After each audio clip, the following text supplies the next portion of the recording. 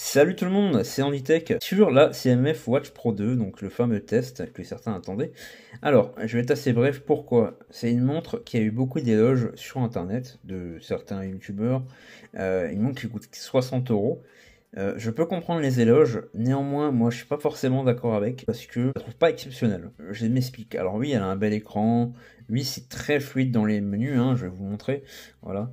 Euh, Tac, donc c'est vrai que à ce niveau-là, c'est assez fluide, il y a pas de souci. Voilà, tout fonctionne bien. On va aller dans ce menu-là, vous pouvez voir, voilà, c'est assez fluide et tout, il n'y a pas de souci là-dessus.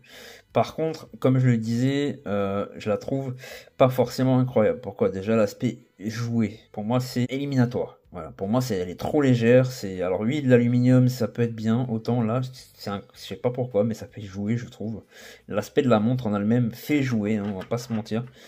Moi, je la trouve vraiment pas incroyable à ce niveau-là. Je trouve ça assez dommage. Ensuite, autre point pour moi qui est rédhibitoire, pour moi, c'est important qu'il y ait les appels sur la montre. Alors, les appels sont d'assez bonne qualité, on m'entend bien en général, et on entend assez bien. Par contre, le haut-parleur que vous voyez ici, il est orienté contre la peau, ce qui fait que quand vous parlez, eh ben, ça vibre sur votre peau, ce qui est, je trouve, méga désagréable, et aussi, bah, ça nuit au son, forcément. Mettre son poignet, en fait, d'une certaine façon, pour qu'on n'ait pas de souci avec. Ensuite, niveau autonomie, bon, ça va, c'est correct. On a 4-5 jours d'autonomie, voilà, y a pas de problème là-dessus, c'est bon, si vous faites, à part si vous faites beaucoup d'appels, vous avez beaucoup de notifications, la montre vibre, etc. Et ça peut jouer sur l'autonomie. Ensuite, je peux vous montrer, donc on a plusieurs cadrans qui sont assez sympathiques, par contre.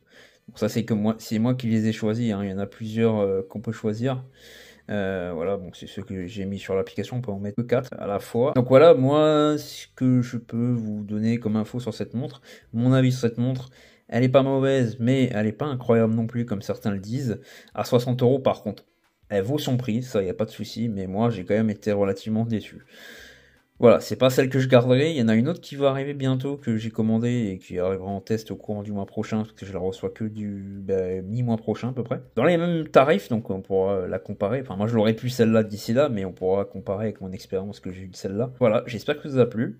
N'hésitez pas à vous abonner, à partager, à liker la vidéo, c'est très important pour moi que je puisse continuer à en faire, hein, voilà, parce qu'en ce moment j'ai vraiment envie de reprendre les vidéos. Donc, je vous remercie d'avoir regardé encore une fois. C'était Andytech. Salut tout le monde.